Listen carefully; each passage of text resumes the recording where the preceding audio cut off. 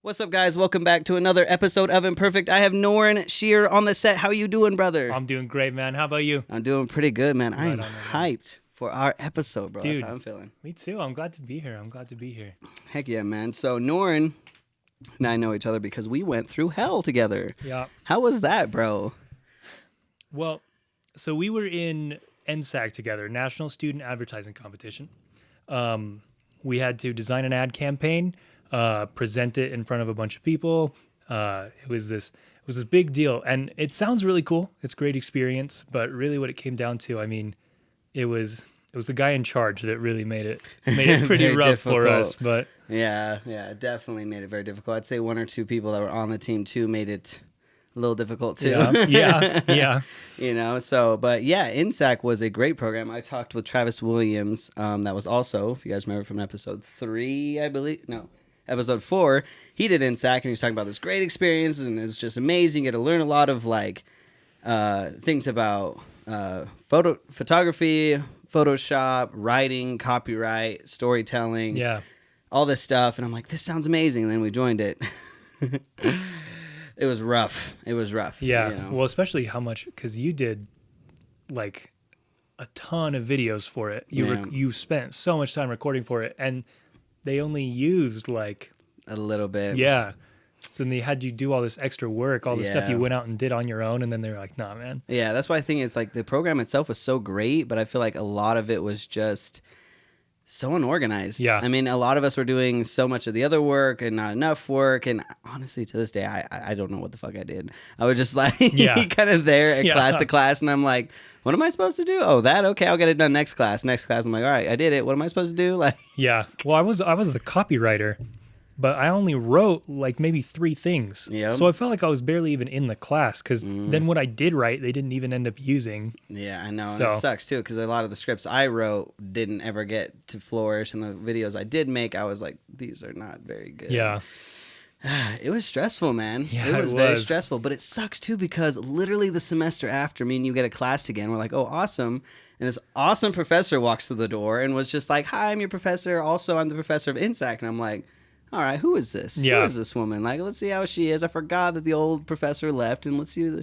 First week, I'm like, yeah, she's amazing. Would have been way different. Would have been so much different, bro. Ah, man, one professor can change your life. I know, man. It's crazy. It's crazy. That whole semester, I was just like, man, I'm learning so much. She's clear. She's like honest. She's real. She's like down to earth. She's smart. She knows what she's talking about. But at the end of the day, like, she gets shit done. And I love that about her. Man, things would have been different.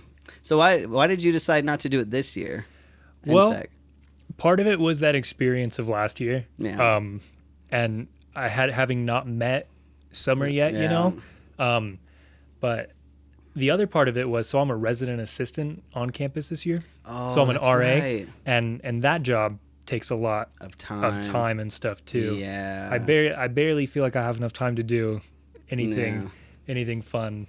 Yeah, this semester, man. But yeah, no, I feel it, and that, like, yeah, I think mine was the same way. I don't know if did you see the full email list when last year when there was like, hope to see y'all next year. I was like, by the way, everybody, I'm not coming back, just to let you. Like, I knew I had to push myself to go to the Boise trip and do the presentation just because it was so frustrating and irritating, you know? So I was on the same boat. I was just over it. It was way too much time and effort for little. And I understand that some things and ideas don't get through. Yeah. But like the ideas that get through, I did not back at all. I was just like, these are just, where did these come from? When did we, I feel like all the final decisions, right? They were made by him. Yeah. Like, we put in our 2 cents and he was like, nah, this is what we're doing. And it just sucks because everyone thinks so greatly of him. He might, outside of school, like, I feel like he does know a lot, but at the same time, it's kind of like his way of the highway type shit. Yeah. And that's kind of how it felt. It's how the whole class kind of felt. Yeah. You know, so it kind of just sucked in general. But, you know, a lot of things in that. But, long story short, man, it's like, once I met Summer, it sucked. Yeah. That professor, I was just like, the new professor, that's the new INSAC professor. She's killing it. Some of my friends are still in it. They're like, it's amazing. She's amazing. We're doing good work. They're like, the campaign is Adobe this year, and it's kind of like not the most exciting campaign, but they said overall, like, Summer's killing it. They have them on track. They're learning a lot, and I'm just like, and I love Summer. It sucks, man. It sucks. Where were you last year, Summer? Come on. What could have been? What could have been? Oh, man, it's rough. But anyways, long story short again, that's how me and Norrin met and got along pretty well. We did that whole class and got through it together. We passed. That's what matters. Yeah. Yeah. At the end of the day, we got our 3 credits, Hell yeah. So I wanted to ask you up here, though, to get on the podcast because you have a couple of interesting things I learned about you at the time. And I credit like 3 people that really pushed me to start my podcast, and you're one of those 3 people because you were the first person I talked to that had his own podcast, and I was just like, oh my gosh, tell me about it. And you tell me about the audio and the files and how you do things and the topics and how to do it. You told the class about it. You're like, hey, everybody have a podcast. I'm like, man, that's so cool. Like, but yeah, how is running your own pod? What's it called? How's it been? Tell us about it. Yeah, for sure. So I run a podcast called Dungeon Stories. We play Dungeons and Dragons. We upload every Sunday. But basically, we set that mic down in front of us at the table. We all get together to play D&D. We sit that mic down, and then we play the game, and we just record ourselves playing. So it's really been an adventure because, it's something that we always wanted to do. We always kind of talked about it. And then I took a class called Multi-Platform Storytelling, and in that class, one of the assignments was to record a podcast.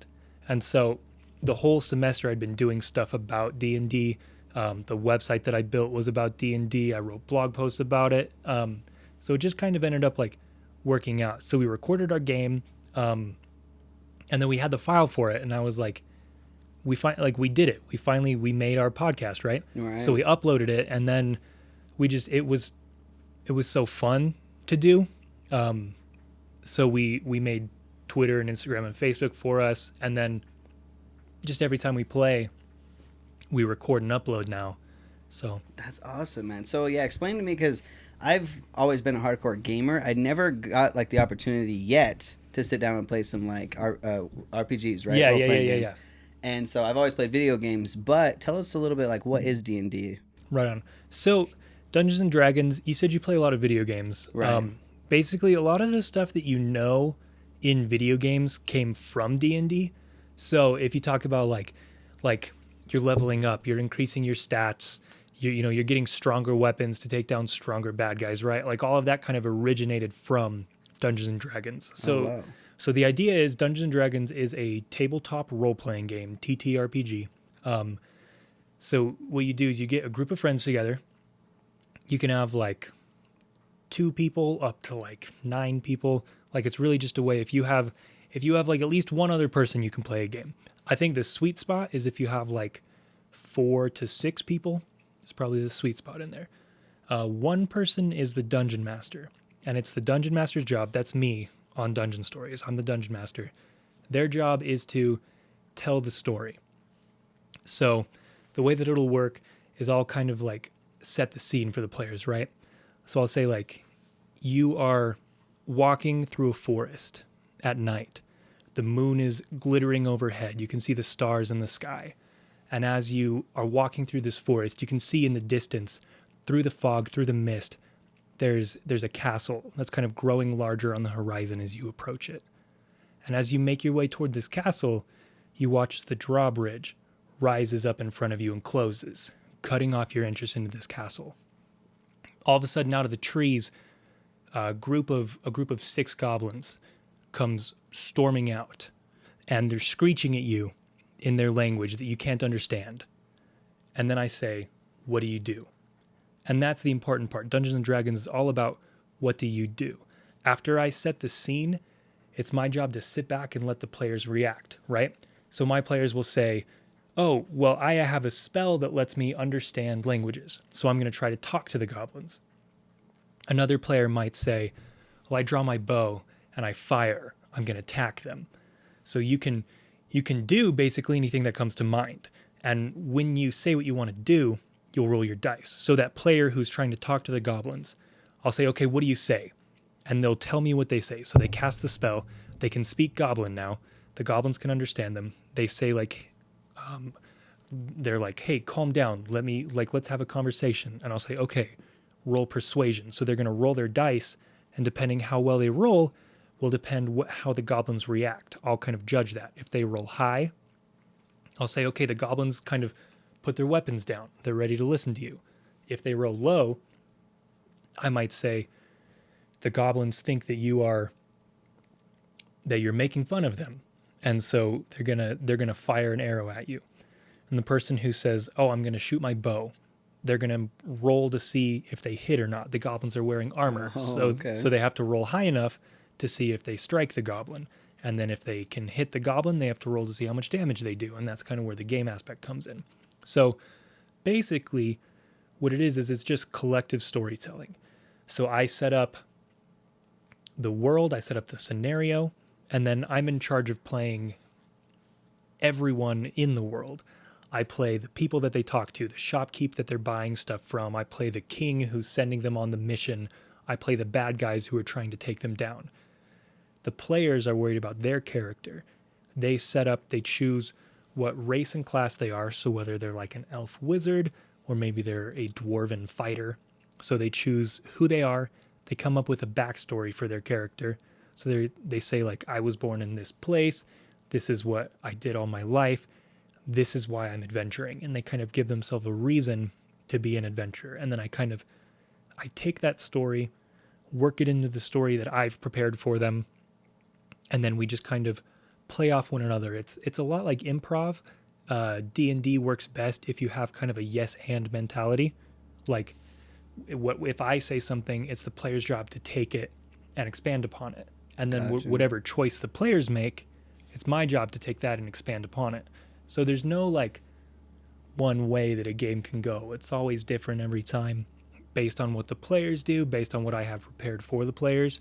But on Dungeon Stories, we're telling a continuous story. So we've been playing now for we're coming up on 2 years of playing the same game with the same characters. Wow. And it's kind of like we started when the characters met and started hanging out, and they've gone on so many adventures together, and now they have this really big, powerful bad guy who's kind of working in the background, and they're trying to take down this bad guy while also worrying about keeping their friends safe, or there's like a growing war between the humans and the dwarves that they have to worry about. So dang. Yeah, I like to explain D&D as like a coloring book, right? So as the dungeon master, it's my job to draw the outline. Right. It's the player's job to color it in. But I never know what colors they're going to use, or maybe they'll color outside the lines, Right. But one way or another, we're creating this picture that we're going to put up on our fridge together at the end of it, That's awesome. So, like, who gets to decide, or is it just like y'all kind of decide together who the dungeon master, right? That's the person that's kind of controlling the majority of the story, right? So how do you decide who gets that? So that's something that like the group kind of decides. I've played Dungeons and Dragons the longest out of my group. So I kind of taught everyone there how to play. So it helps, like if you're going to be a dungeon master, it helps to have a good knowledge of the rules, because I mean, there are a lot of rules that go into the game. If you're going to try and do something, there's usually a certain way that you do it. There's a certain way that things work, just like any board game, there are rules to how your turns progress. So because I had the highest knowledge of that kind of stuff, I became like the default dungeon master. Also, right. I'm a creative writing major, so storytelling is kind of my forte. Yeah. So I kind of, because of that, I'd been like the world that we play in, the fantasy world that we inhabit, is one that I created myself. So I drew the maps for it. I made the cities. I created the governments. So the history of the world, everything all the way back to when it was created up until now when the players are in it. Gotcha. All of that, like I created the world for us. So that's interesting. So you built that, you kind of, as Dungeon Master, you kind of built that, but do the players build their own characters like beforehand? Or do you give them like a baseline? Like, do you tell them all this information? Like, all right, who's your character and all this? Or do you kind of just work together? How does that play out? Yeah, so usually when you're starting a new campaign is what it's called. When you're going to get together and you're going to tell a story, you call that series of adventures a campaign. So when you start a campaign, usually you have what's called a session 0. So before you actually start playing the game, the dungeon master sits down with the players and says, this is the kind of game we're going to play. So my game we're heavy on role play, so we try and inhabit our characters as best we can. So when the player speaks, the character is speaking, and they'll have conversations with one another in character. So it's a lot like, think about like old radio shows, like Lone Ranger or whatever, where people used to sit in front of the radio and listen to people tell stories, and you'd have the narrator who was like, the Lone Ranger gallops along next to the train and then leaps off and gets on the train. So that's kind of what we do. And then you'll have the Lone Ranger talking to the bad guy. I've never seen that show, but he's doing his cowboy thing, trying to talking to the sheriff or whatever. And they're just having conversations in character. That's kind of how Dungeon Stories works. I'll set things up as the dungeon master. I'll narrate kind of what's going on, and then the players will tell me what they're doing, and they'll talk in character. Interesting. But essentially, so in this session 0, we sit down and we describe what kind of game we're going to want. So I want like a heavy role play game. So really think about your characters a lot. And then there's so much Dungeons and Dragons like material out there. There's a bunch of different books that they use for rules and stuff like that. So I'll kind of tell them what books they can take stuff from. And then we kind of build our characters together. So I gave them like an overview of the world. I kind of showed them the maps that I drew, told them where certain places were. And then based on that, they come up with their characters. And then they kind of come up with a story for their character. And then I kind of help them work that into the world. So when it comes to like making characters, I like to let the players like make their own. Yeah, I like to let them kind of go at it, come up with who they want to be, and then from there we'll work it into the world. Instead of doing it the other way around, instead of me saying, so this is what you should do, I like to let them do it, build their own, and then try and work it in. Yeah. That's awesome. That makes a lot of sense though. So when you decide how long a D&D game should be played, like, is it just you keep playing until you decide like, hey, in a couple weeks, let's wrap this up? Or is it like, okay, this is a 4-week quest, let's do that? How do you kind of decide that? So there's a lot of different ways to do it. A lot of it depends on the game that you're trying to play. So there are certain stories that can be wrapped up in just one game. You'll sit down, play for 4 hours. You've told that story from start to finish. Those are called one-shots because you get them done in one go. Right. Yeah. Other than that, it kind of depends on like the game that you're trying to put together. So like ours has been going for like 2 years, but that's just because we've kept having stories to tell. Right. So when we kind of like to look at it as like seasons in a TV show. So we had our first bad guy. There was this like nature wizard, this druid who was trying to summon a demon to like poison the forest. Once they beat that person, that like season 1 of the show was done, right? Right. And then from there, something else happened. So one of the characters is a member of like an assassin guild, and unknowingly, she was hired to assassinate one of her party members. And so, but they had become friends, so she decided that she wasn't going to do it. So as Dungeon Master, I had someone from her assassin guild come up, and they got in a fight, and that character that was the target actually ended up dying in that fight. So the person who played the character that died made a new character, and they met him, and he joined the group. But their kind of next story arc was they were getting revenge. Right. So they kind of created their own, they're like, hey, we're going to go take down the Thieves Guild. So they went and made this big elaborate plan to lure out the leader of the Thieves Guild and kill him. Wow. And then, after that, I gave them the next big bad guy. So we kind of did it in seasons. As long as they want to keep playing, like I can keep making stories for them, just like you would in a TV show. But as they level up, they get stronger and stronger. So then the threats have to kind of increase with that. So in our current story arc, I think we're getting toward the end of these characters' run, because the big bad guy right now is this guy who's trying to become a god and kill the rest of the gods. So he's getting really powerful and they're getting really strong.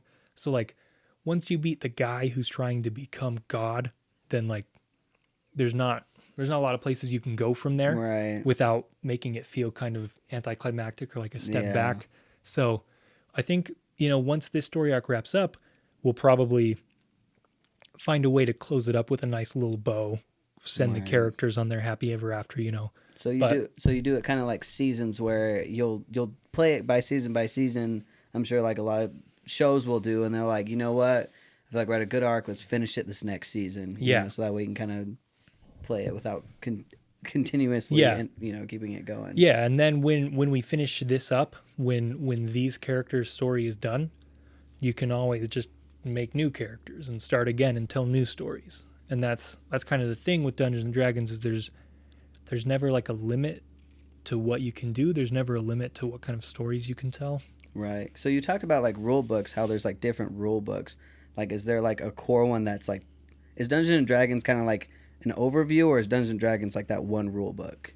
You know what I'm saying? Like, is there a bunch underneath that, or is there like Dungeons and Dragons and then there's like other different role playing games, or like what is all that? Yeah. So there are a bunch of other role playing games. There are a ton. There's D&D. You have Pathfinder. There's like some licensed Tales Star of Wars the Loop? RPGs. Does that sound familiar? Yeah. Tales of the Loop? Yeah. And there's also like there's this RPG system called Age where you use just 6-sided dice to play and tell stories. It's a lot more cinematic. But so there are a bunch of different games. But as far as Dungeons and Dragons is concerned, there are 3 core rule books. You have the Player's Handbook, and the Player's Handbook talks about all the rules for creating characters and the rules for playing the game. They tell you how it sets up the rules for the game. It teaches you how to play. It tells you how combat works. It tells you what all the spells in the game are. It has races and classes and how to build your character, that kind of stuff in it. So it's kind of like a general thing, but you'll still get as creative underneath those generals. Yeah. Those are like, basically the Player's Handbook gives you puzzle pieces, and then it's up to you to put them together any way you want.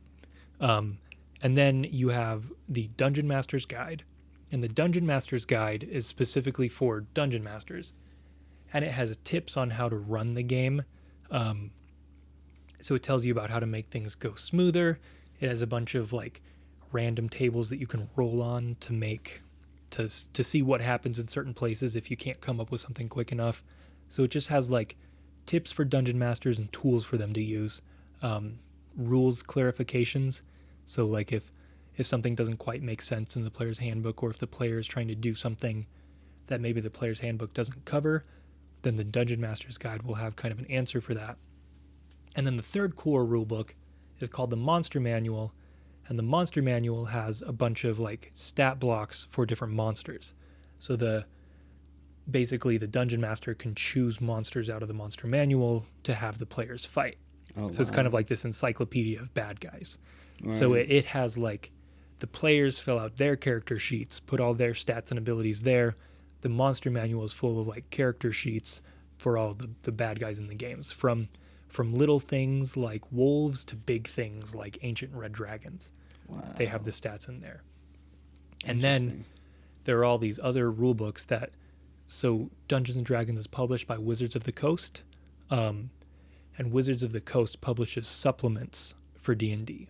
So these supplements, there's a book called Xanathar's Guide to Everything, and that book has more spells in it and more class options, so you can expand upon the stuff in the player's handbook. Oh, gotcha. So they started kind of the core of everything, but they're kind of adding to the game. Yeah. So there's always more that coming out, and so there's also like different worlds that you can play D&D in, right? So we play in my homebrew world. Homebrew is where you make up your own rules, make up your own monsters, or make up your own magic weapons. That kind of stuff. The cool thing about Dungeons and Dragons is it says in the player's handbook, right, that you can choose if you want to ignore any of the rules you don't like, and you can make up your own rules if you want. As long as the dungeon master says that it's okay, then the dungeon master, they get to kind of decide, right? So a lot of times, like, if we're playing and we come upon a rule that like they're like, I'd like to jump across this 30-foot gap. Can I do it? And I am like, I can't remember right now how far you can jump. So let me make up a way for you to do it. Like I'll say, why don't you roll an athletics check to see how far you can jump? Even if that's not the official rule, I can homebrew it in. Oh, cool. I can make up my own rule. So you can do it that way. But there's all these worlds that you play in, right? So we play in my homebrew world. Right. But Dungeons and Dragons has like an official world called Faerun, and one of the main continent in Faerun, they have a place called the Sword Coast, which is like one side of the continent, and they have all these cities in it. You may have heard of like Baldur's Gate or Neverwinter. They made games like old computer games, like RTS strategy games based in those places. Right. But so they have their official settings, and then they've also released books. So there's this world called Eberron, and Eberron is kind of like steampunk. You have like magic trains and stuff like that. Or there's this, if you've played any Magic the Gathering, the card game, is also owned by Wizards of the Coast. And in Magic the Gathering, like if the story behind the card game, there's all these different worlds that like the main characters of the card game can travel between. So since they're both owned by Wizards of the Coast released a book that has all the details on one of the worlds from Magic. So if you're a really big Magic the Gathering fan and you're looking to get into D&D, you kind of have that route so you can play in a place that's familiar to you. Oh, cool. That's interesting. So when we talk about like ages though, is this like anybody can play, or even with that focus, like if even I wasn't a video gamer, if I was just a person that's never played video games or any kind of gaming, like Monopoly is like the farthest I've got. Like, like, do you think they could pick up on it? Do they have to read the whole book? Could they jump in? Like, what's your perspective on that? So one of the things that I really like about D&D, because of how like open it is, how creative you can be in it, like I truly believe it's a game that anyone can play. I'm in a few like D&D groups on Facebook, and there are people all the time who are like, oh, just taught my 4-year-old daughter how to play Dungeons and Dragons. Oh, awesome. And like, so you can like I said, you can homebrew rules, right? So you can simplify things as much as you want. If you're teaching a new player to play, you can leave out the complicated stuff. And as far as like content goes, right? Like if you're worried about like I don't want my 4-year-old daughter to be cutting the heads off of orcs and spilling blood and guts everywhere. Right. Like you can just choose not to say that, right? Yeah. Like it's You're all in creative control. Yeah, it's all up to you. And if you've never played any games before, so one of our podcast members, she had never played any video games before, but she really likes she really likes writing stories and stuff like that. But she's not a gamer like in the slightest. Okay. But we sat down, and if you can kind of use like there are elements of it that like I think anyone can connect to. So for her, we use the storytelling aspect to connect her to it. We said don't look at the numbers. Don't worry about the stats. Don't worry about like trying to make the strongest character that you can come up with, right? Don't worry about the stats. Worry about the character. Like tell me the story. Mm. And so that's how she got into it. And now she's making characters on her own, and she's gotten really good at the statistics side of thing too. That's because awesome. You kind of pick up on it as you go.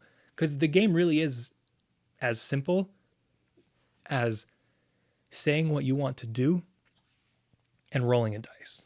Right. Like that's what the game is. Right. So I was gonna ask that. So how do you tie in?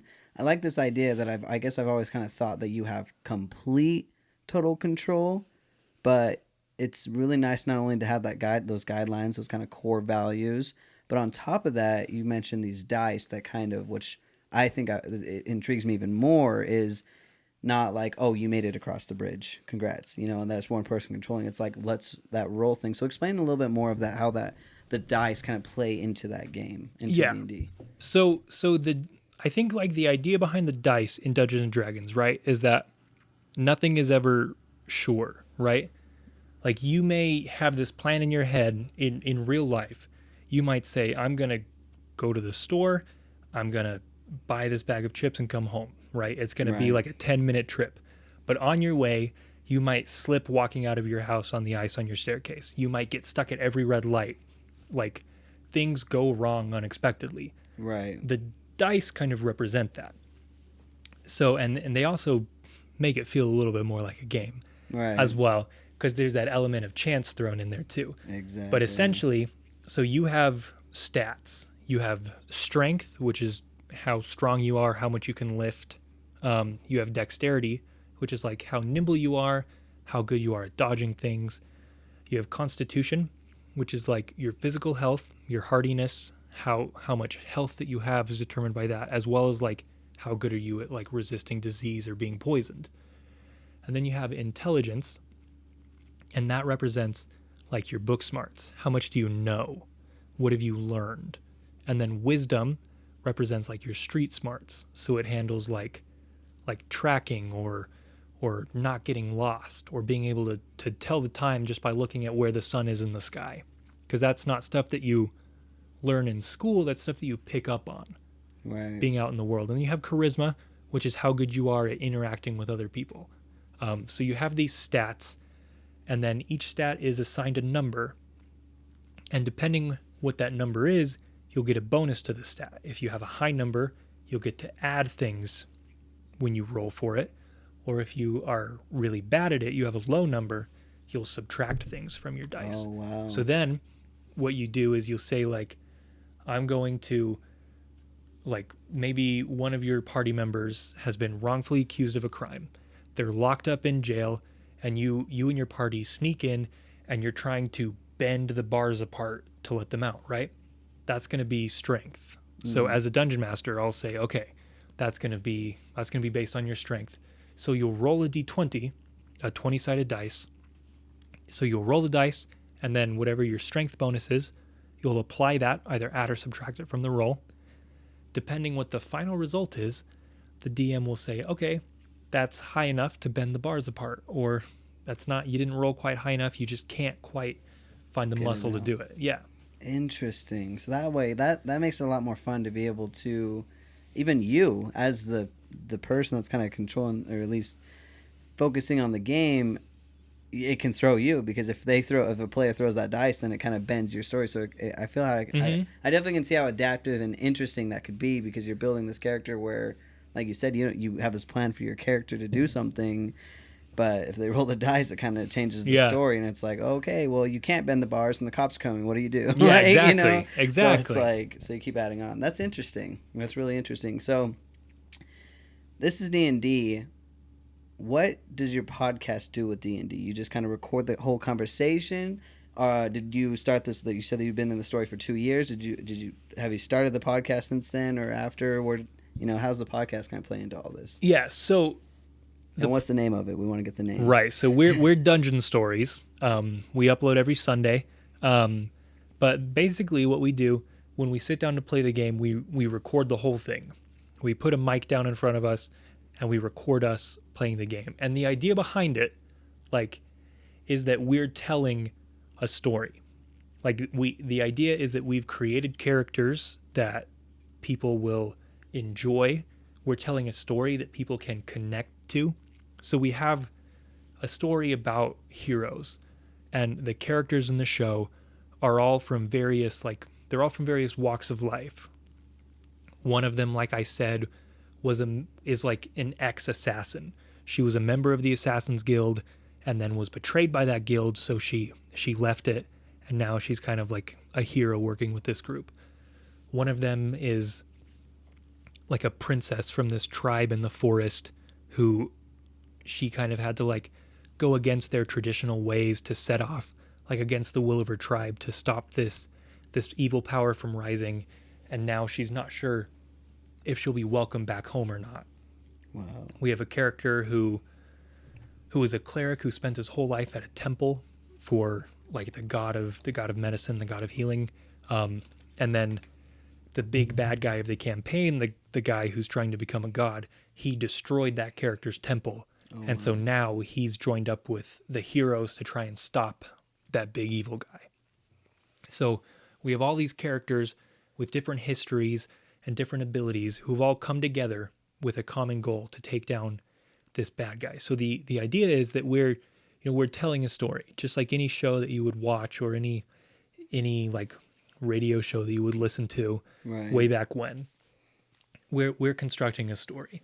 But one of the things that makes it a little bit more exciting is, like you said, the dice, the randomness of it. So much of it is dependent upon like a die roll. So the story, how like I think it's going, how I think things will happen, there's no telling. I never know what my players are going to say, how they're going to react to a situation, how the dice are going to roll. So there's always an element of like the unpredictable. Like you never know what's going to happen. And so that's what makes it, I think, a little bit more exciting than traditional storytelling, because like if someone is writing a script for a show, they know how it's going to end. Everything that happens is thought out and strategically plotted to make that show what it is. Right. Whereas with the story that we tell, it's improv.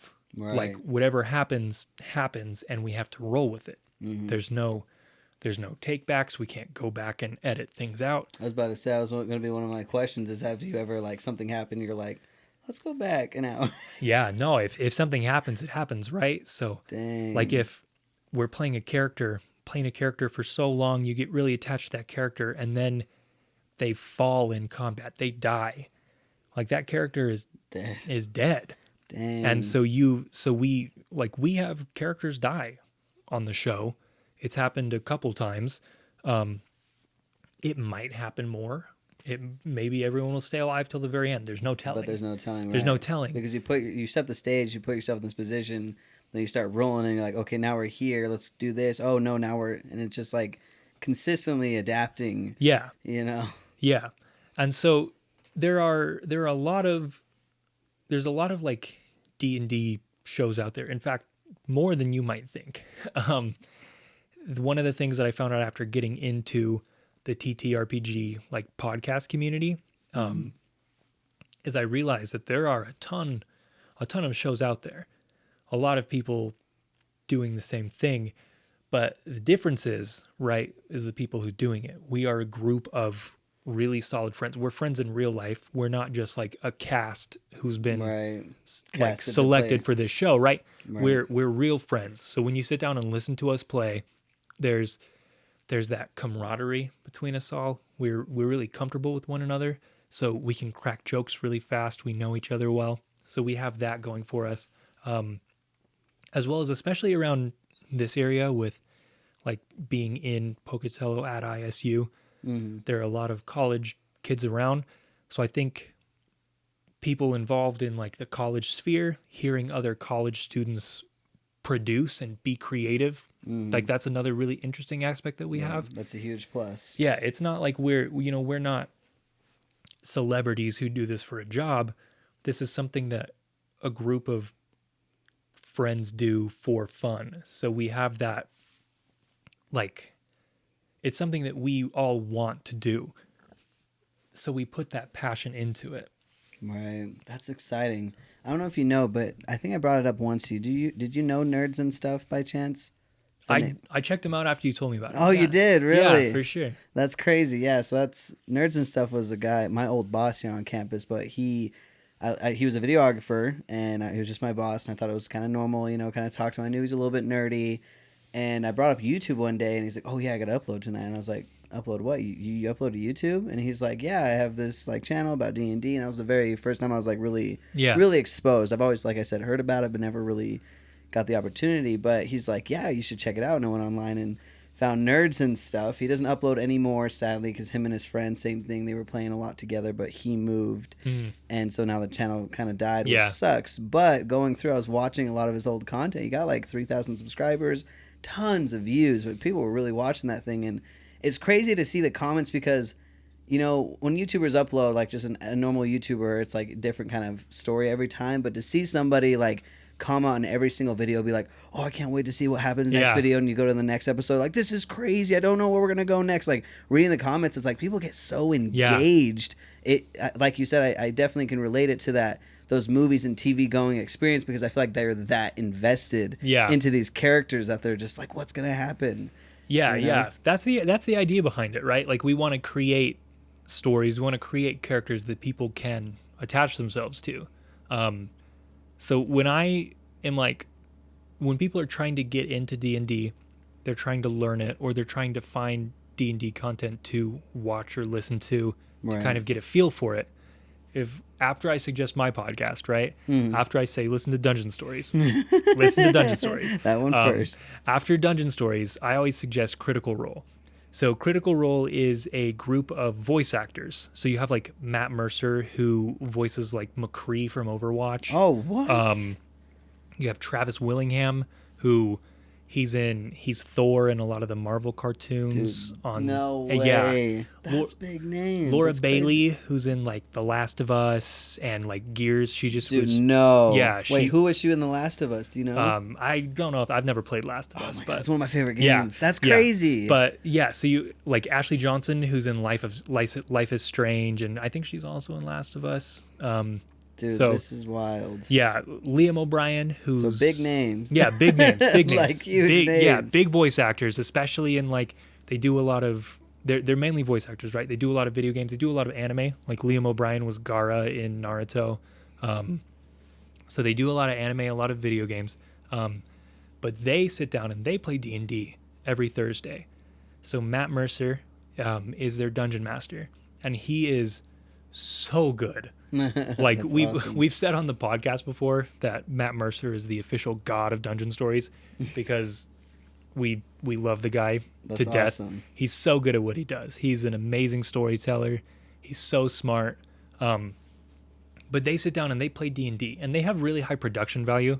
So they have like multiple cameras, and they have like effects, like they have lights and they have fog machines that roll out over their maps. See, and that's stuff. Wild. Yeah, so they have really high production value. Is it broadcasted too, not just podcast? Yeah, so they do it on Twitch every Thursday.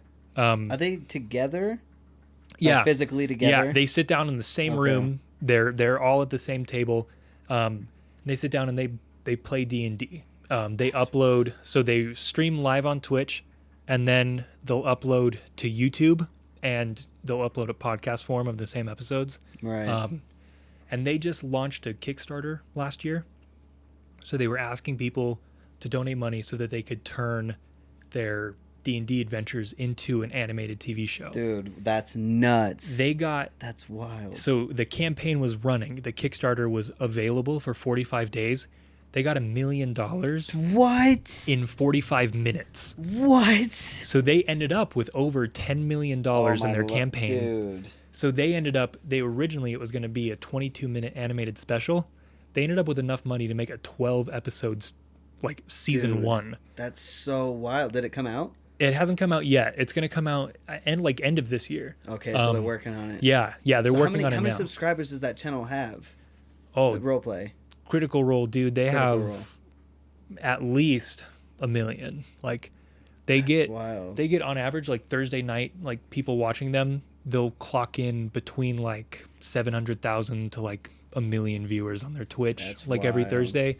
It got to the point they got so big. So before they did Kickstarter, they went and they asked like Amazon Prime and Netflix, "Hey, we want to make a show. Will you guys help us out?" And everyone was like, "No. Like you guys play D&D. We're not going to turn your D&D game into a TV show." Then they made $10 million in their Kickstarter, and now Amazon Prime picked them up. Dude, that's wild.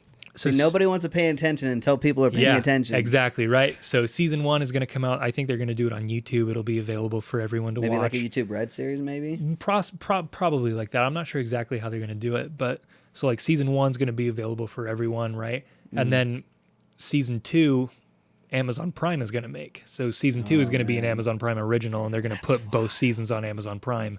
So, but yeah, so Critical Role is where I send people. Like after watching us, check out Critical Role, because they are so good, and the stories that they tell are good enough that you have that many people spending $10 million to get them to make a TV show. Say, did you contribute? Or? Oh, I did. Hell yeah, dude. I See, did. I love when people contribute to their favorite artists. That's awesome. Yeah, I actually I just really got into Kickstarter, especially because of there's so much cool D&D stuff going on there. Mm-hmm. And once you get involved in the D&D community, it's one of my favorite online communities, probably my favorite online community, because I'm big into Star Wars. Right. Big surprise. I'm a big fucking nerd. But so I love Star Wars, but the Star Wars community online, it's a little bit toxic at times. Right. People get really opinionated, which hang on to your opinions,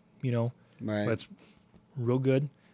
Stand up for what you believe in, but also don't be an asshole. Right. Find the mix. Yeah, I think that's a line that a lot of Star Wars fans don't necessarily get, right? So you'll see a lot of people personally attacking one another, like Kelly Marie Tran, the actress who played Rose Tico,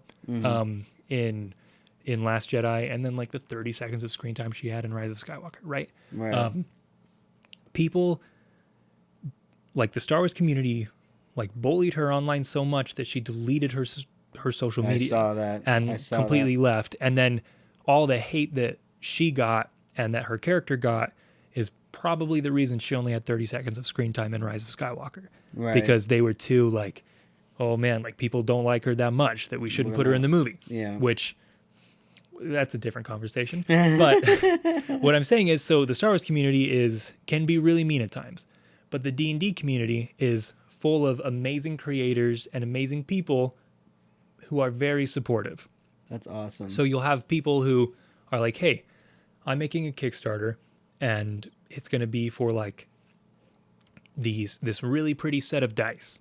Or you play with, a lot of people play D&D with miniatures, so little plastic figurines that you put on a map. They represent your characters, they represent the bad guys. Oh, cool. And you use it to kind of track your position.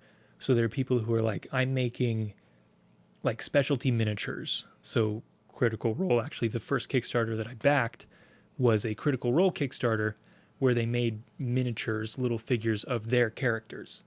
So interesting. But I got really into Kickstarter because of D&D, because all these amazing D&D creators were making this amazing stuff. That's awesome. And they're just like, hey, will you, the community that we're trying to connect with, fund this? Mm-hmm. And that's what it is. It's just people making things to better the community. Right. So I got a couple questions for you. But first off, why Kickstarter not something like Patreon, where they're kind of continuously posting stuff, plus Patreon, they kind of get something in return in a sense? Why Kickstarter? Because isn't Kickstarter you make your goal, you do a thing for 45 days, and then you get all the money, and then you do whatever you're trying to promise, right? Yeah, so I think a lot of it has to do with the content that's being created. There are probably a lot of D&D YouTube channels or a lot of podcasts that have Patreons, but with Kickstarter, right, you're working toward a specific thing. So they say, I'm going to use this money to make dice for you. Right. So you give them the money, they get enough money to make their dice, and then they give you the dice. So it's kind of like a prepaid. Yeah. So you're essentially so there are people who will do Kickstarters for, say that they're trying to get they want to make a book, but they don't have a publishing deal. So they'll have people who are interested in reading the book, give them the money to make the books. They'll use that money to pay the publication fees and stuff, and then they'll give the books to everyone that wanted it. That way people aren't you don't have to start a business.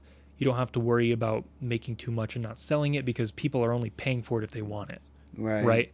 And so it's all working toward one thing, unlike Patreon, which is used to fulfill the continuation of something. That's what I was curious of. Yeah. So Patreon is more used to make something continuous. Right. A lot of YouTubers will do it to be hey, fund my channel. Right. So we can upgrade things slowly and progress slowly. Yeah. So if you were to launch one, I don't know if I'm sure you guys have talked about maybe dice or doing something on a physical product or grow the channel. Have you thought about doing Kickstarter or Patreon for yourself or your?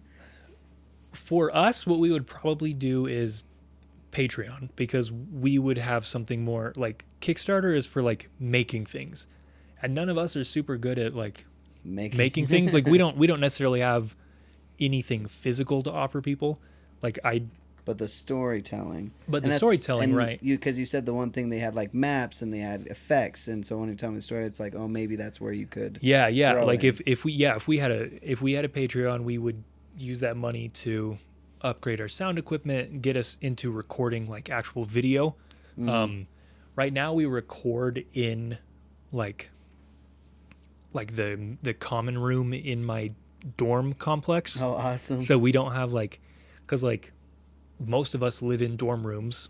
The others of us live either at like their parents' house or in an apartment with like 3 other roommates.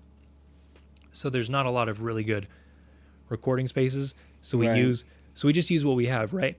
But if we had a Patreon, we could kind of upgrade that. We could use that to upgrade our production quality. Soundproof and stuff the room and the audio and maybe effects and that's interesting. And that's really cool to kind of analyze that. So personally, because I know I've backed a couple of things, but I'm curious on your end because this community sounds awesome. It sounds really positive, which I love. But when they launch something like that, especially when you're saying, okay, they have 1 million, I'm assuming they're making income. The what's their names again? Sorry. Critical Role? Critical Role. I'm assuming they're already making income, especially from YouTube and Twitch, from donations and things like that. And the question comes to my mind is, if they're already making income, why don't they fund it themselves? Or do you are you okay when they say, hey, we need more money, even though they make money? Like, what's your kind of thought? So the way that I looked at it, right, is like they had these specific projects that they wanted to do. The money, like they were partnered with Geek and Sundry. And so Geek and Sundry is a company that's also really cool. I really like Geek and Sundry. They put out great stuff. They have their own Twitch. And Critical Role was one of the shows that Geek and Sundry had produced. Yeah, so they ran on Geek and Sundry's Twitch schedule. They basically were owned by Geek and Sundry, but they got to the point where they were big enough, people were watching them. Basically, like the only reason that I watched Geek and Sundry content was because of Critical Role. So it got to the point where Critical Role was getting big enough and popular enough that Geek and Sundry, like they'd kind of outgrown Geek and Sundry. So they left and they bought their own studio. They became their own company. So like Travis Willingham, who's one of the players, became the CEO of it. One of them is the creative director now. Laura Bailey she handles the advertising and the merchant side of the company. So they're a company now. So the money that they make from YouTube, from sponsorships, like that goes to running the company and paying their employees, because they now have sound technicians, producers, that sounds awesome. Yeah, editors and stuff like that. So they have people that they need to pay. Right. So that money that they make, as I'm sure some of it goes into increasing production quality, that kind of stuff, but a lot of it goes toward keeping the lights on in the building and paying the people that work for them. Right. So then when they say, as well as like now they have other shows too. They don't just do the Critical Role show where they play D&D. They have other shows that air on their Twitch. Like they have one called Between the Sheets where it's like a in-depth interview show. Like they had Logic come on and they interviewed Logic. No way. That's wild. But I know Logic's a huge gamer, so yeah. And so one of the guys, so Brian W. Foster, who is he's the fiance of Ashley Johnson, who plays in Critical Role, but Brian W. Foster handles, like, he also works with Critical Role. He runs, basically they have a talk show that they do after the episode called Talks Machina, where they'll get questions online about it, and he runs that talk show. So Brian W. Foster also does the interviews for Between the Sheets, and he's really good friends with Logic. So like they like hang out and stuff. That's wild. Like that's wild. So they had Logic on. They had some musician come on. I listen to a very specific sect of music, so I didn't know who she was. But like they had some pretty big, decent names come on this show. And then they have a show called All Work No Play, where 2 of the cast members go out and they just like do activities. They did axe throwing, they did fire dancing, they did goat yoga. So they're really expanding. Yeah. So they're expanding a lot, right? So they they had all these other shows that they're doing, right? So then when they say like, hey, we have this specific thing that we want to do on top of everything else that we're doing, they're like, as well as everything that we're giving to you now, we would like to make this cartoon for you, or we would like to make these miniatures for you. Like, that's where I think if they say they need a kickstart for that, then it doesn't bother you. Yeah, I think it makes sense. Right. So you're definitely looking at the perspective of like they're doing, like they did what they're going to do. They split off, and now not only are we getting what they split off to do, but now we're getting more with more shows. They're doing things after they promise what they do to us, so they build that relationship with you. But on the other side, or on the same side, I would say, is that you're a fan of theirs and you want to support them, and especially when you're like seeing they're doing this run or this thing, and you're just like, I want to support them. Yeah, exactly. Regardless of the cost. And that's awesome. I really like that a lot. That way you can kind of be a part of their journey and grow with them. Yeah. Yeah, well, I think so. I'm into Dungeons and Dragons. And then, like I said, I listen to a very specific, I have a very specific music taste. So I like Mom Jeans, like kind of this a little more underground, like pop punk kind of things, but people who like aren't very big. So I'm used to supporting artists and creators who aren't like super mainstream. And if you want, like if someone is not mainstream, then that means they don't have the resources. They don't have a ton of income, right? Right. Because if they're niche, they only have their niche like supporting them. Mm-hmm. So if you see, like if you have like a niche creator that you support, or a growing creator that you support that maybe hasn't been able to break into the mainstream yet, if they're not receiving that support, then they can't grow. Right. So the way that I look at it, like if I support Critical Role's Kickstarter, what I'm doing is I'm helping them grow.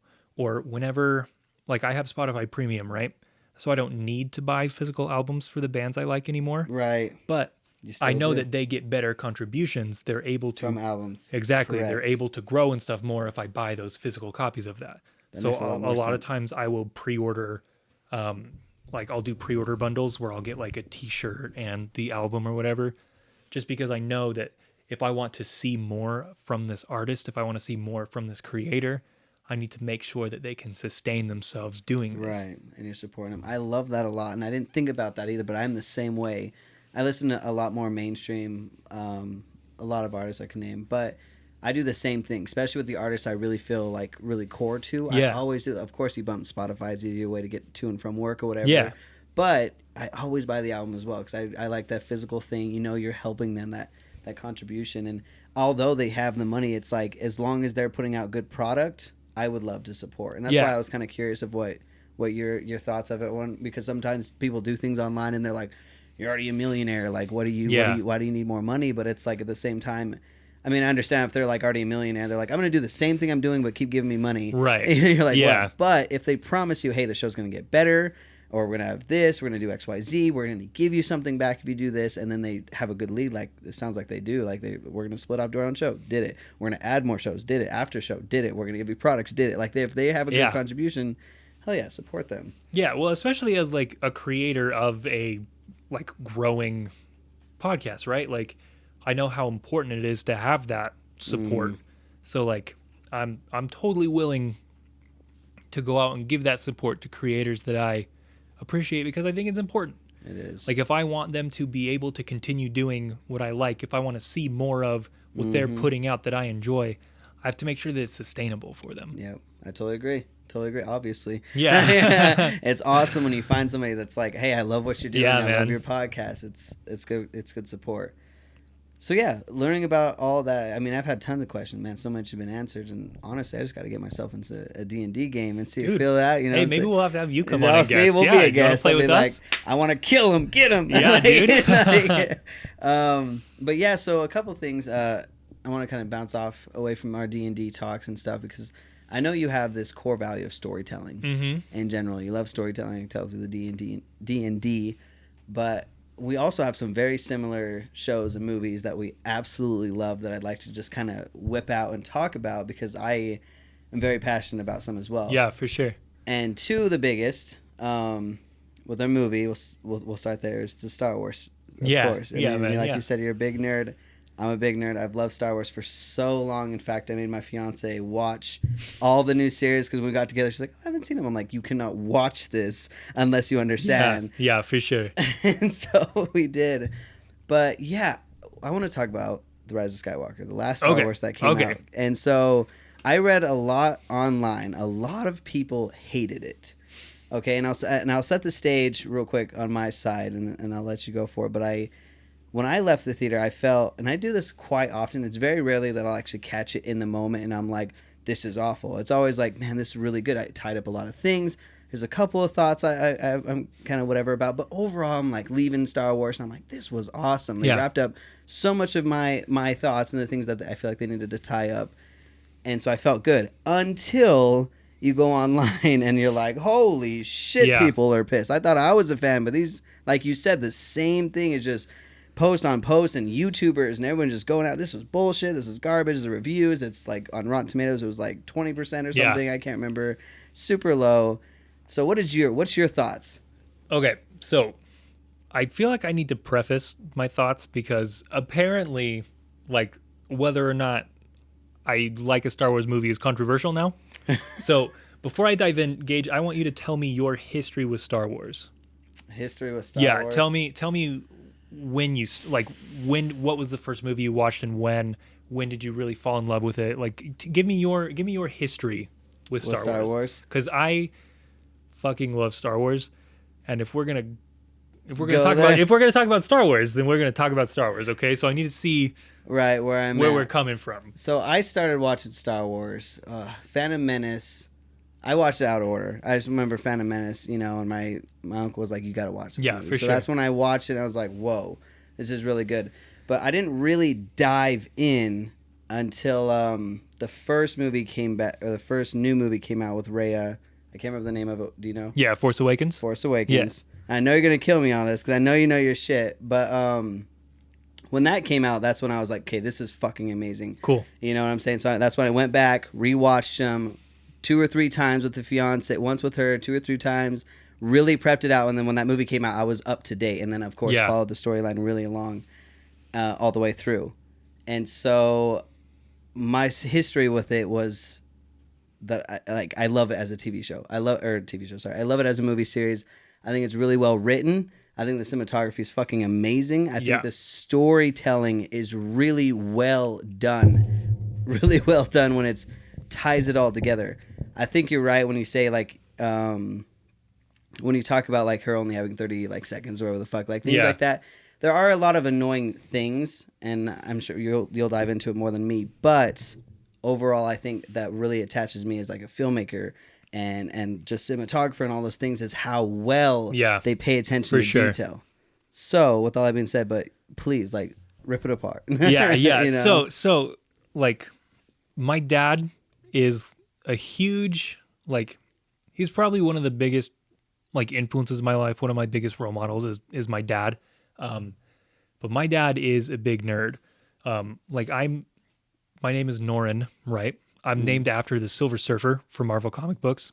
Oh, no way. Yeah. Norrin. Yeah. Dude, that's awesome. Yeah, so I have nerdy in like on my birth certificate.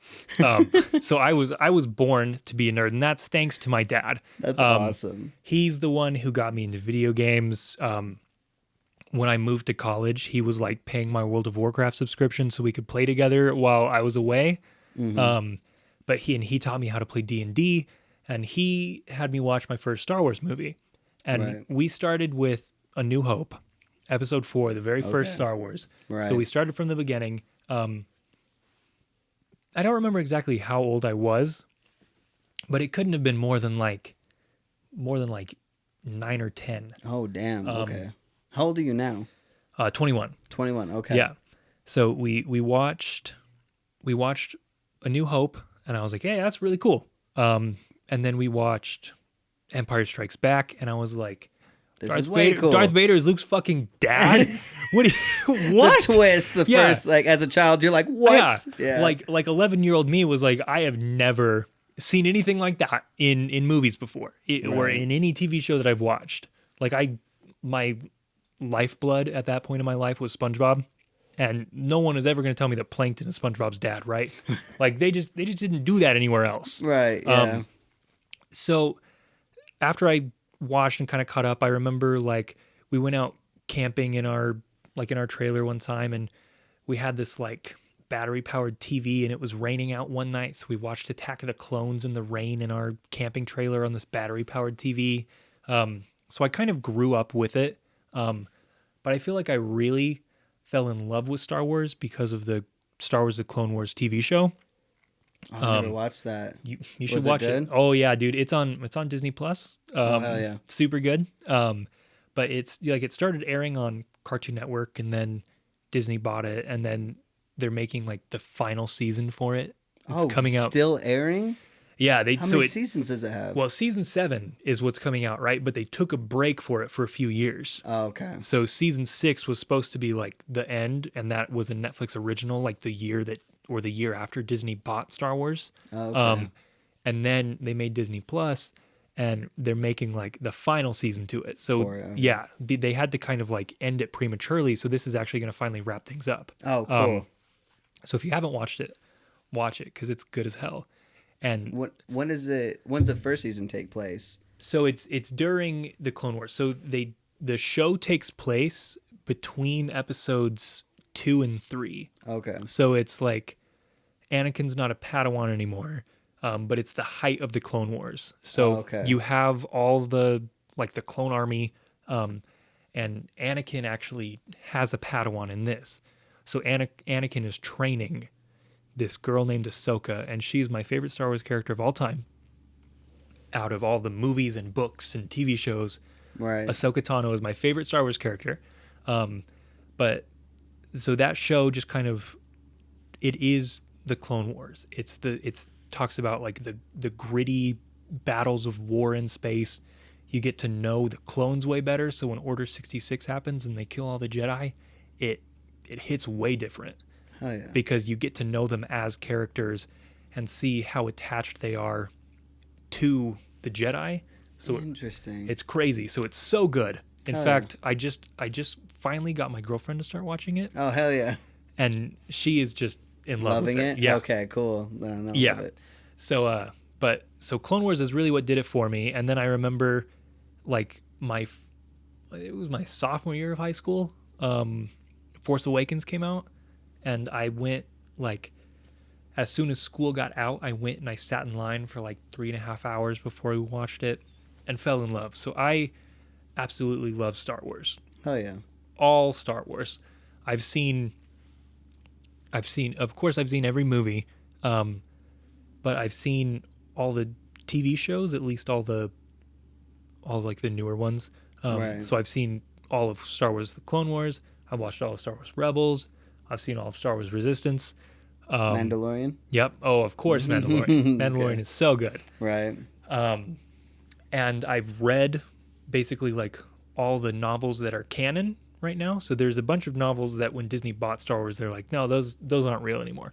But all the new novels that are canon, I've read like all the books too. Jeez, man. So I've been grinding on this Star Wars game. I love Star Wars. Okay, so now you guys know the credentials. Yes. Like you got you know your shit. So as far as Rise of Skywalker is concerned. Yeah, that's what I was gonna ask. What's your thoughts? I liked it a lot. Hell yeah.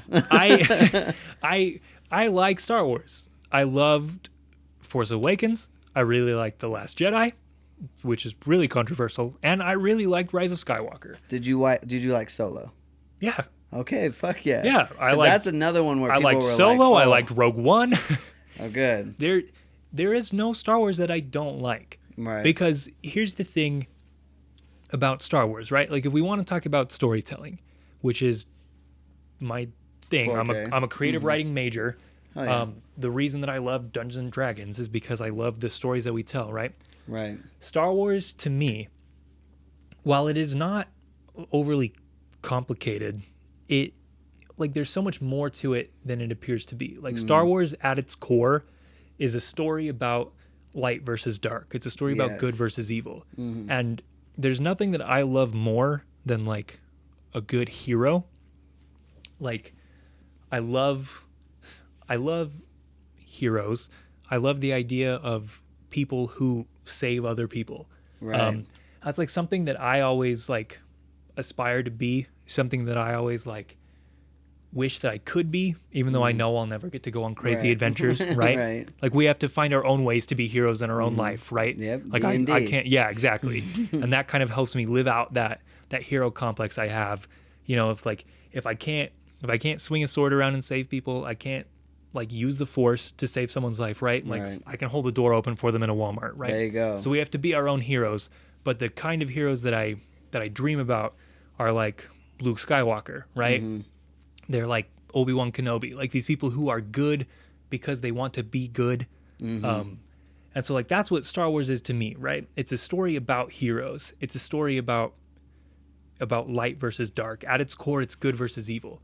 But what I think, and here's my proposition on Star Wars, right, is that that's what it tells people it is. It tells people it's a story of good and evil, that there's just this dichotomy of light versus dark. You have the light side and the dark side, the good people and the bad people. But really, at its core, it is so much more than that. Right. Like it, especially like the Clone Wars dive into it. I think Rise of Skywalker did a really good job at this. But what it shows is that no one is just good or just bad. Right. Like exactly. It's never black and white. Exactly. Like take Anakin Skywalker, right? He starts off as this naive little kid on Tatooine who goes through his life and shit just keeps going wrong for him. Yeah. Keeps going wrong. Bad thing after bad thing. Yeah. And he does his best. And ultimately, when he becomes Darth Vader, spoiler alert, if you haven't seen, if you have not seen it, bruv, if you didn't know, Anakin Skywalker is Darth Vader. But the reason that he did that, right, is because he felt there was no other way. He did it because Padme was going to die. The woman he loved, the mother of his children, was going to die, and the big evil guy was like, you can stop that. Right. You can make sure she doesn't die. So in order to save her, he becomes and evil. Save his kids, he fell to the dark side, right? He became evil.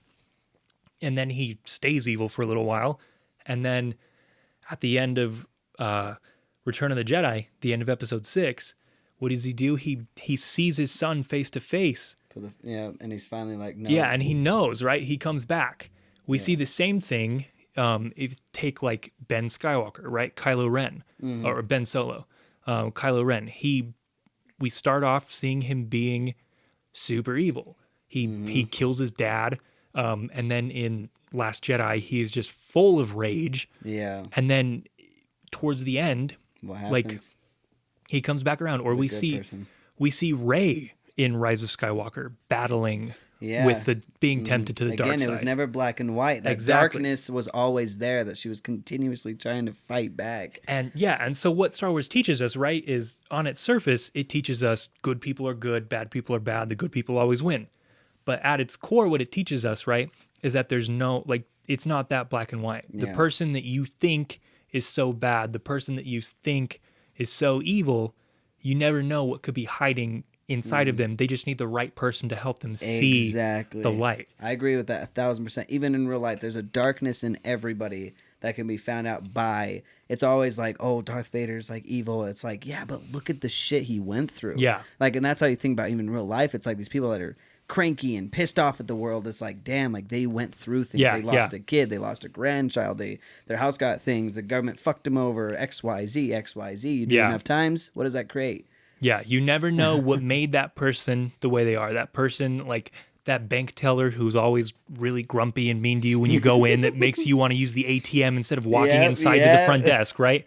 You never know what made that person so dark, but you also never know if maybe you're the person to bring the light out of them. Yeah, very big facts. And even on the other side of it, if you flip it too, it's like, read a quote the other day, you're a bad guy in someone else's story. Think about that for a minute. Even though I feel like I'm a good, genuine guy, there's a couple times in my life that I don't think I was the greatest. Yeah. Especially like high school in particular. I wasn't educated, and the girls' hearts I may have broken. They may have hate men in general because of me or something like that. And so it's like, fuck, like I was the bad guy in that person's story because I was the bad guy at the right time to then pass it on, even though my storyline changed. It's fucking interesting. But like you said, that is an important thing, is it's never black and white. Yeah, and that is why I love Star Wars, because Right. what Star Wars is this story of it perceives itself, it shows us on the outside this story of good versus evil and that good always wins, but at its core it's trying to tell us something so much more than that. Right. So here's my big question to you is do you think it changed at all when Disney bought Star Wars? Do you think it made it better? Do you think it made it worse? Or do you think that they continued the storyline in a great way? So I think inevitably it changed, right? But if you think about it, before Disney bought it, we weren't getting Star Wars. Like Star Wars The Clone Wars was on TV, but it was getting close to its end and that was it. We hadn't seen a new Star Wars movie since Revenge of the Sith, which was like 2003, 2005, a while ago. Something like that. So we weren't getting Star Wars. It was just kind of sitting there. When Disney bought it, for better or for worse, depending what people think on it, right? One way or another, it got us more Star Wars. They finally continued the story. Yeah. And so George Lucas, I don't know if I needed to clarify I know, that. right? It's like when the fuck you watch and leave. I probably didn't need to clarify that. It's like, oh, I watched Star Wars. It's like, dude, bro, it's in the name. Lucasfilms, Yeah, hello? yeah, exactly. Yeah. But so George had a plan for another trilogy, but they weren't like working towards making it as far as I've been able to pick up. But they had but it. he had a plan for it. And when Disney bought it from him and they were like, hey, we're going to make a new trilogy, right? Right. George was like, well, here are the ideas that I have. So go ahead and take those if you want. Like, have these ones for free. You know, Right. a little cherry on top. And Disney was like, okay, cool. And then did not. So episodes 7, 8, and 9 are not at all the story that George Lucas had planned. And as much as I'm like bummed about that, I thought it would have been cool to be like, have like a send off to George Lucas, right? Like have it be his final vision. Right. As cool as that would have been, I don't think it's necessary. Right. I don't think... Because there's a lot of ways. Yeah. I mean, a lot of ways it could have ended. It's just like how many of those are good or how many of those are decent and bad, you know? Yeah. So I think I'm ultimately glad that Star Wars was purchased by Disney because we're seeing more of it. Yeah, that's a good point. It's like, we got to continue this story. Yeah, yeah. We're getting so much more of this thing that means so much to me. And even though it might not be exactly what it was, like, I don't think I'm exactly who I was when I first fell in love with Star Wars, right? Like, I've grown and I've changed. Yeah. And, like, so is Star Wars, right? Yeah. So I'm glad with what we're at. Yeah, I'm glad with what we're getting. And one thing I heard a lot is when I talk about Disney buying it, a lot of people get offended or they get upset. And what I love that really tied everything together for me is why I left that theater. Like I said, when I say like a lot of things tied back up, it's not even the storyline. It's my thought. Okay, how is Disney going to end this? You know, because I loved this scene so much. It's fucked. But I love the scene when Anakin is going upstairs and the door's open and all the kids are there like, Anakin, what's going on out there? And he just has that face. Yeah. And the fucking lightsaber goes on. You're like, holy fuck. And it doesn't show, but you just like the imagination, you know, yeah. How horrible what just happened. And I loved that darkness in Game of Thrones. That's what, like, it really, really got to that core. Like, that is dark. And then Disney, the first couple of movies, I was like, where is that darkness? You know, and it's Disney. I know they're trying to keep it a little bit lighter, but I missed it. But what I really loved that really just tied it all together is I think they were prepping it for the last movie, and I loved it when they had all the Siths in that room chanting that dark-ass chant. It was dark, like really dark, like chants, and they were just talking about bad shit, and he's back, and all this just very evil to the core thing. And I was like, this is dark. Just watching it for the first time, like Big D Theater, first day it came out, I was like, this is fucking dark. Yeah. And then of course everything ties up and it ends, and I was like, I loved it because they brought it back. It was like they didn't need to, but I wasn't upset about it, but it was that extra cherry on top that I was like, that's Star Wars. Yeah. That is what the core value, that's when you were talking about all this darkness and these things. I was like, that's what I loved about it, is they finally kind of just tapped on it one more time to really close out the entire series. Yeah. Yeah, I think what Disney has done that's really cool is that they made Star Wars available in a way that it hasn't been before to like a wider audience than it ever has been before, right? So a lot of people like they're kind of looking at like the animated TV shows that they put out. Like Clone Wars is pretty dark. You see people getting cut in half on Cartoon Network. There's people die and it's this big deal. It's this dark, gritty, emotional show. Like Clone Wars is dark. And then they made Star Wars Rebels and it was a little more lighthearted. Like the Jedi, they didn't stab any clone troopers, right? Like people don't die. Like you see the Star Wars, like their speeder blows up and the stormtroopers kind of roll for a little bit and then sit up and like rub their head like they got a bad headache. Yeah. Right? So it's not like it wasn't dark anymore, but I don't think it needs to be dark to be good, right? Like what they did is they opened it up for a new generation of people to come in. Right. They made Star Wars accessible in a way that hasn't been. And if you're looking for dark in your Star Wars, right? Like that's where you get like Rise of Skywalker or like Last Jedi. Last Jedi it gets dark at times. It does. Like Kylo Ren is full of so much hate, anger, right? Yes. And he's so vicious, he's brutal. So like you can get your darkness that way, or like Jedi Fallen Order, like that game. I don't know if you played that one yet. Jedi Fallen Order, the new game that came out. Yes, I beat it. Yeah, bro. Yeah, good. Oh my god, good as hell. Wait, right? You played it? Yeah, bro. Oh my god, bro. Yeah, yo. Yeah, good as hell. Good as hell. Did you get all of the lightsaber adaptions? Dude, so did I, bro. Yeah, man.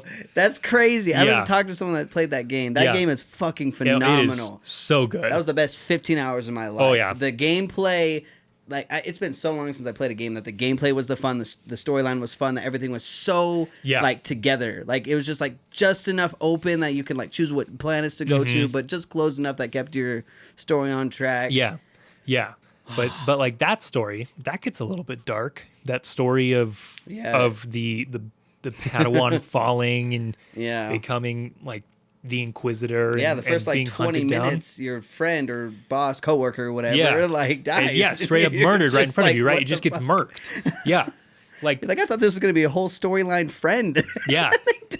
Yeah, so it's like like they've made it accessible. If you want dark and gritty and serious, you have those routes. If you want a little more lighthearted, a little more fun, you have these routes. Yeah. And then they have like Galaxy's Edge that they just opened up at Disneyland and Disney World. Yeah. Right? Like that's for everyone. You can go there and you can be in Star Wars. And I think the point you're hitting on is solidly because that's what Disney does. Yeah. Is like me and my fiance went and watched the second Frozen. You know what I'm saying? Like we're going to all these Disney movies because like as knowing the first one is, you're like, we gotta see the second one. We gotta see where the story, and it's because it's like they know the balance. They literally, that's Disney. They built the formula to entertain a 5-year-old all the way up to a 30-year-old and make sure they're both crying, a 50-year-old even. Yeah, so, like they made Star Wars accessible in a way that it never has been before. Right. And that's what I appreciated about it. Regardless of what you think about the new movie, you can't deny that more people love Star Wars than ever have before. Because it's not just that it's everywhere, right? But it's like people care about it. You're having kids who are watching Star Wars on Disney Channel and loving it. And that's Star Wars for them, right? You have those of us that have grown up with it who are getting to see that continue. Right. And you just can't help but be excited. You can't help but wonder what's next. And now you have everyone wondering what's next, like all around you. Yeah, that's crazy.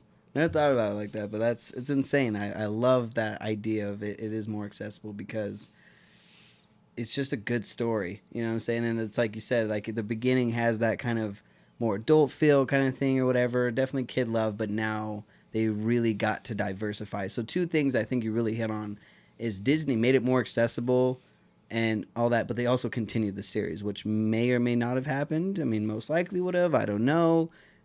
Who knows? Yeah. But the fact is they made it happen. They brought closure to the Star Wars fans that, by the way, I mean, we're young. I mean, think about your dad that had to wait 10 years between. Holy shit. Well, if you think about like You know, Star Wars came out in like 77. That's what I'm and then saying. finished up in 2019. Like That's almost 40 years. That's what I'm saying. Like, Yeah.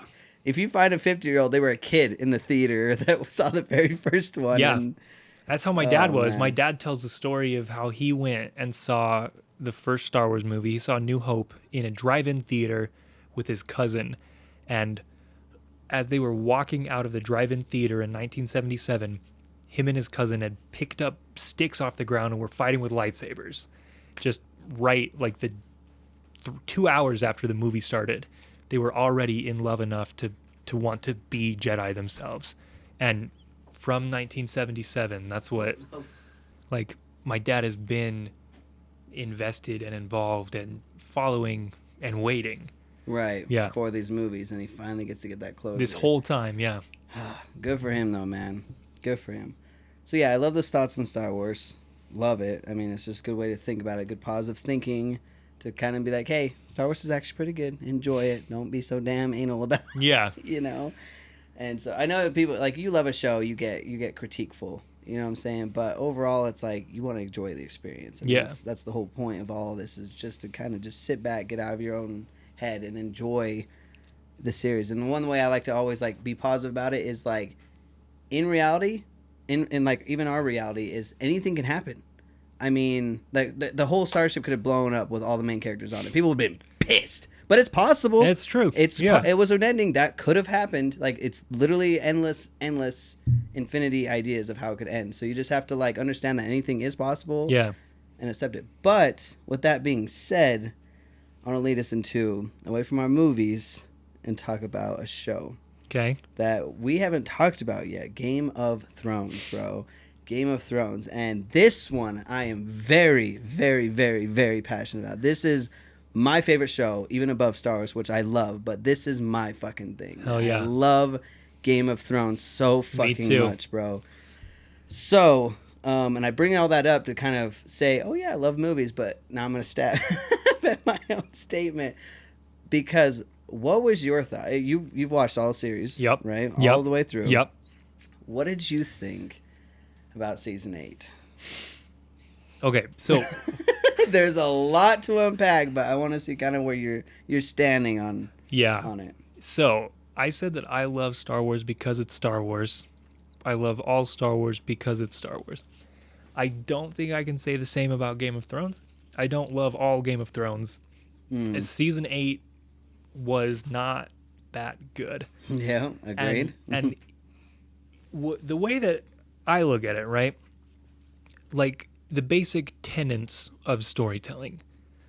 From the very first episode of season 1, this first scene in the show is used to show us how fucked up, how powerful, how unstoppable. The very first episode. The very first shot of the show is us seeing how gnarly, like, the Night King and the White Walkers are. And then to have that episode be something that you can't see because it was so fucking dark, be something that is so, like, 3 episodes building up to it, something that only lasts, that 8 seasons have been building up to, only to last 1 episode. Yeah, that's irritating. Like, that's very irritating.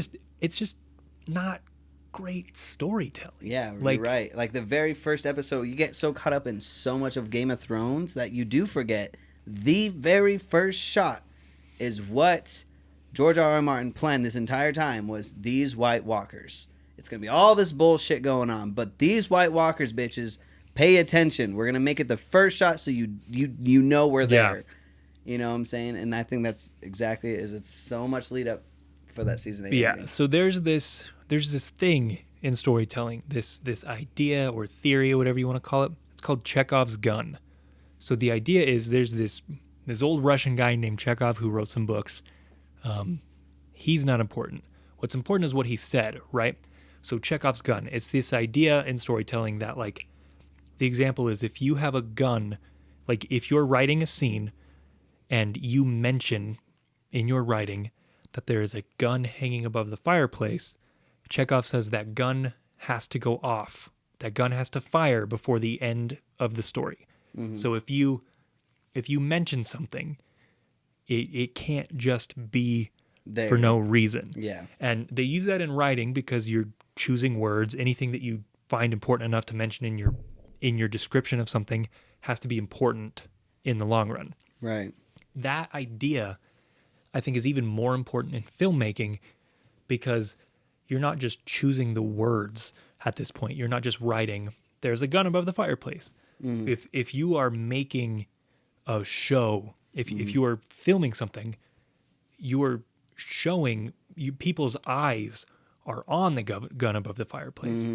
Exactly. It becomes even more important. Right, exactly. So I think that the White Walkers here, we failed Chekhov's gun, right? We had the White Walkers that were built up all season, and you could say that the gun went off, but it didn't really Go fire. off. Yeah, we shot a blank, right? Yeah, like literally. like it was not what it should have been. It did not live up to what it was built up to be. It didn't meet its potential. Right. And that's where I think it's not that it was just anticlimactic or a little boring.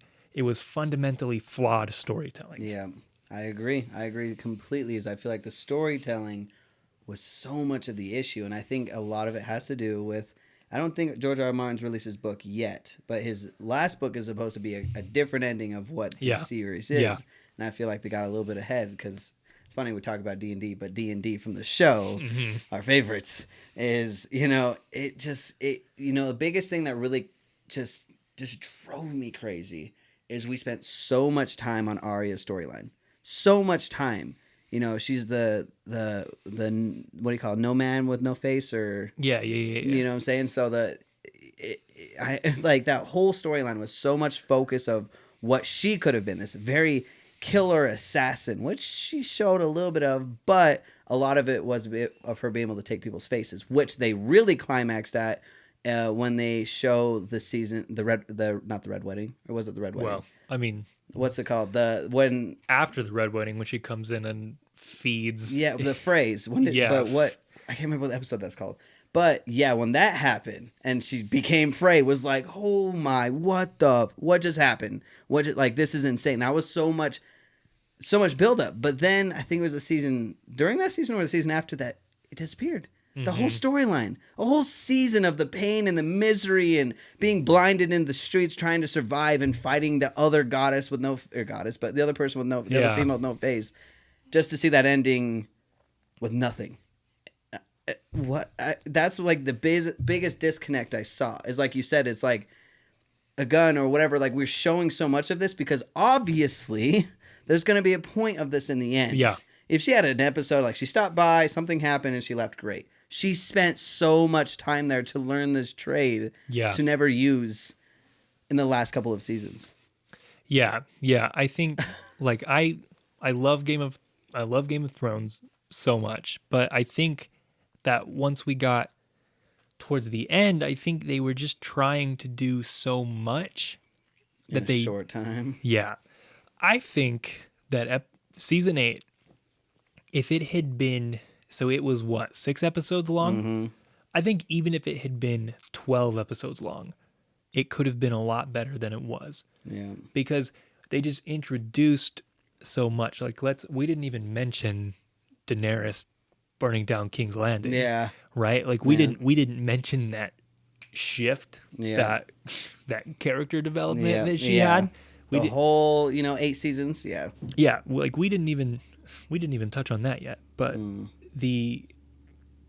I feel like that decision, that's one of the, I think, people's biggest problems with season 8 was that they said that was not Daenerys. That was not something that she would have done. It didn't match her character development. And I agree with that. I think it did feel a little forced or a little rushed. But I think if they had made that take a few more episodes, we could have seen her kind of leaning toward that. We could see that slow descent, even just across an extra 3 episodes. And I think a lot of that could have been changed so quickly with just a little bit of better editing. And although Game of Thrones isn't the one to be like flashback, whatever the hell, I saw an edit on Twitter where somebody showed Daenerys and all the shit she's been through, the negative, right? Mm-hmm. She's been fighting and she's been fighting and she's been fighting, and then all the things that just kept happening, her getting, Khal Drogo and all that kind of stuff, all those negative things that happened to her. And someone put an edit where it showed her like kind of like that moment when she's about to make that decision, and then it like kind of like went into her head and it showed those clips of all the negative, and then you're like, oh, I understand what she's thinking. Yeah. And now she's like, instead of just showing her snap, and then you go and you're like, wait, what? It's like, what was she thinking? What was going on in her brain? Because we don't see any of that. Yeah. We see so much of her character and what's going on, but then that final snap, you don't see that. Which even that was still too much, like you said, a couple episodes to see it slowly progress like normal, like how Game of Thrones is Game of Thrones. Yeah. Would have been fabulous. But just at least see that kind of why she made that decision literally out of the fucking blue, just because of she was angry. Like, are you kidding me? She's been angry so many times. And people are like, oh, well, because she's always showed psychopathic little elements of like when she burned the brothers, what's his name? The chubbier dude, my fiance's favorite character, Samuel Tarly. Yeah. And so like when she kills his brother and dad, like they're like, oh, wasn't that crazy? I'm like, yes, but there was a purpose for it, and she did it calmly. Yeah. She made the decision like, you have a choice. Those people at King's Landing didn't have a choice. Yeah. In fact, like she had the choice to be like, okay, like let's take this slow. No, let's just fucking murder them all. And like I love that you love that too, because it is Game of Thrones. Like if that happened with better build up and better storytelling, I would have hated it, obviously, for like personal reasons, but story writing, you'd be like, this is fucking phenomenal. Yeah. Like that's why you love Game of Thrones, is everybody like the best time is when you show someone like, did your fiance watch with you live? Yeah. Okay. Yeah. But later I showed my fiance, so I knew it was coming first season, and like after episode 10 on the first season, Ned gets beheaded, and she's like, I was like, yeah, get used to that. You don't even know, but that first moment of just like, she's like, I hate it, but I love it. That thrill. And you lost so much of it last season. Yeah. Yeah. I think, right. So we had I think Game of Thrones boils down to two main story arcs, right?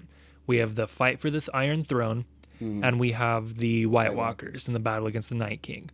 What season 8 did was handle them one at a time, which is so different from everything that had been happening the rest of the show. Because it's been happening simultaneously. From season 1, they'd all been building in tension at the same time. They'd all been happening like coexisting with one another. Those stories had been evolving and growing and progressing together.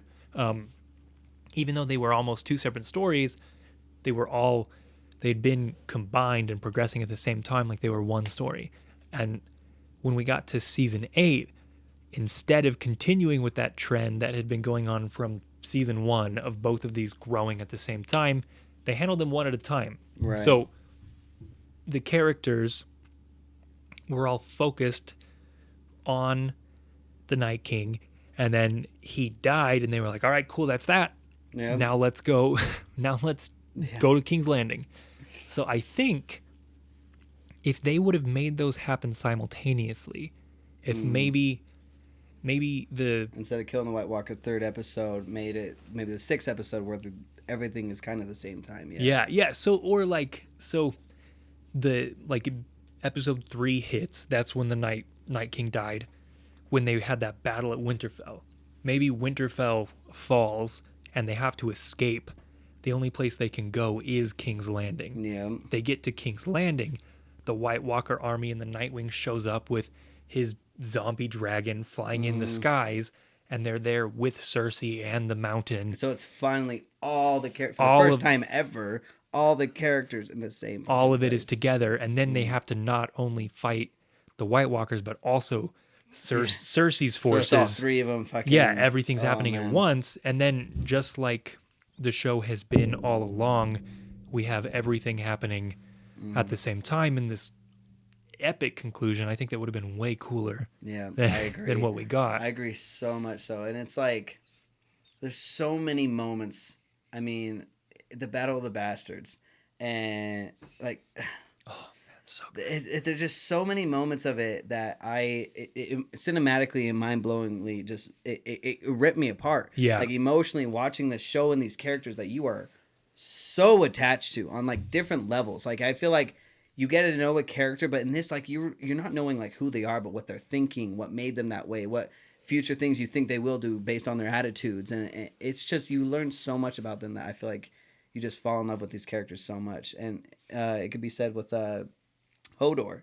I mean, that was the moment that it's not a show anymore, man. It's like I cried. I still cry. I cannot see it anymore without just feeling so powerful of that moment of what it represents in life and like we said, good and bad and so much of those things. And it's just like, so when it closed out, I was just very upset. So to bring it all together is this is my question for you, is this amazing TV series that we just watched over and over, like it's just so amazing. Would you recommend it to somebody? So someone's never seen it. Hey, Norrin, I'm thinking about watching Game of Thrones. Should I? What do you say? 100% yes. Because, it is a good show. Right? It's really good. I do not think that season 8 is bad enough to warrant not watching it. I think that there's so much good in the show. Like you were saying, even just the cinematography of it, like the Battle of the Bastards is just beautiful, stunning visually to watch. If nothing else, then for those moments that made us sit back and cry or just watch in awe. If nothing else, then for those moments, you should watch it. Yeah, okay. I would totally agree, but I have to ask, it's just like... Yeah. I'm sorry, man. I'm setting you up for failure in the end. Like you're gonna fall in love with the show, and then the end. I think it'd be one of those things where I'd say like watch it for sure. You'll love it. But season 8 is a little bit. It's a little rough. But I don't know. I feel like that goes for most shows, right? Like people. I've never seen Dexter, but a lot of people really. That's every time I talk about Game of Thrones, they talk about Dexter. A lot of people really like Dexter, and then apparently the ending wasn't very good. My girlfriend watched it, and she said the same thing. She really liked it up until the end, and so like, but people still recommend Dexter. They still say that you watch that. Yeah. So I think it's with anything, right? It's just sometimes the show goes on too long. Yeah, it sucks. It sucks, man. Interesting. It's really interesting. But this storytelling, man, is getting to a new era, and I'm sure there's going to be another. Everyone's talking about The Witcher. I've yet to watch that. Oh, you should watch it. Is it good? Yeah, it's good. Okay, see, I'm gonna jump on it. Yeah, it's a little confusing at first. Well, like Game of Thrones. I mean, you gotta watch Game of Thrones at least twice to really. Oh, that's why this person's a bastard to this person. And they own this kingdom, and this person has the right to the throne, but doesn't because this person killed his brother. Witcher takes place in 3 different eras. So like one of them, so there's one of the storylines that's like the present, and one of the other storylines takes place 70 years before that. Oh gosh. But they don't tell you. Oh man, that sounds like a pain in the Yeah, you just figure it out by watching. That's wild. So it is really cool though when you finally when you first catch like hints of it. Then you kind of see it. There's this one episode where Geralt the Witcher is talking to like this old king, and then in like the next episode you see one of the other characters speaking to a kid who is the kid of the old king that the Witcher was talking to, and then you're like, wait a minute, this takes place like a long time ago. See, now that sounds like some complicated storytelling, but good storytelling. Yeah, I think it's really good. I think that one's pretty mixed. I think most people think it's good, but there are a few people who are like, oh, I didn't like it. But they said that's going to be like 8 seasons or something, so I might as well hop on the bandwagon. Yeah, and then Amazon Prime is making a Lord of the Rings show. Yep, I know. I've seen that. And there's a lot of Game of Thrones prequels, sequels that could really help out too, so... Yeah, let's hope for the best. Yeah, please don't kill me twice. Like the worst thing they could do is announce another like prequel to the Game of Thrones. You're like, yes, and then you're like, no, fuck. Yeah, yeah, man. Well, I want to thank you so much, man. Yeah, dude. Thanks for having me. Anytime, man. It's just so good to have someone come on and know about the storytelling. Obviously, I got to check out your podcast more because the storytelling you tell and how into it. It's exciting, man. You have a lot of charisma, and I love watching it. Thanks, bro. Appreciate it, man. Thank you guys so much for watching. Go ahead and check out his podcast. Link in the description. Peace out. Thanks, guys.